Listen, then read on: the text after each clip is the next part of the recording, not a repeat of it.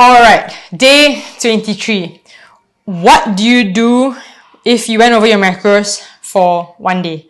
So say your goal was 2000 calories and you hit 2200 calories yesterday. What do you do today? Do you starve yourself today to make up for yesterday? Do you do more cardio? Do you do another strength training session just to, burn more calories? What do you do? Okay, so here's the thing, right? Will hitting your macros one day help you reach your goals? No.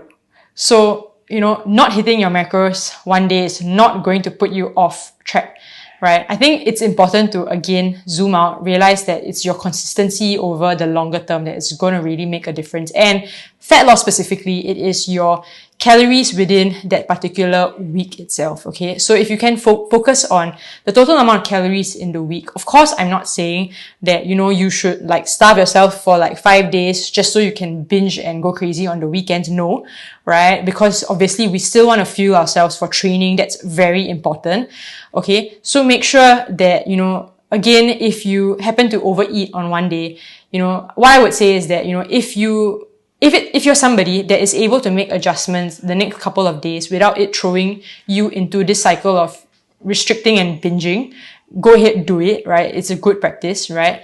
Because it allows us to, in a sense, calorie cycle, right? That's a term, right? But if you're someone that is gonna go into anxiety just from thinking about this, then just forget it, right? Just log that, right?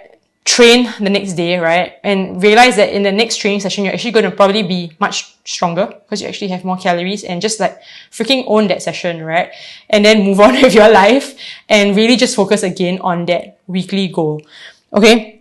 Yeah, so I mean, the thing that I want to say is that, where things kind of get murky is that, when people go into this binge and restrict kind of approach, and that just kind of draws the whole thing out. Say you kind of binged on one day, or I don't even want to call it binge because binge is a little bit different from overeating. So say you overate on one particular day,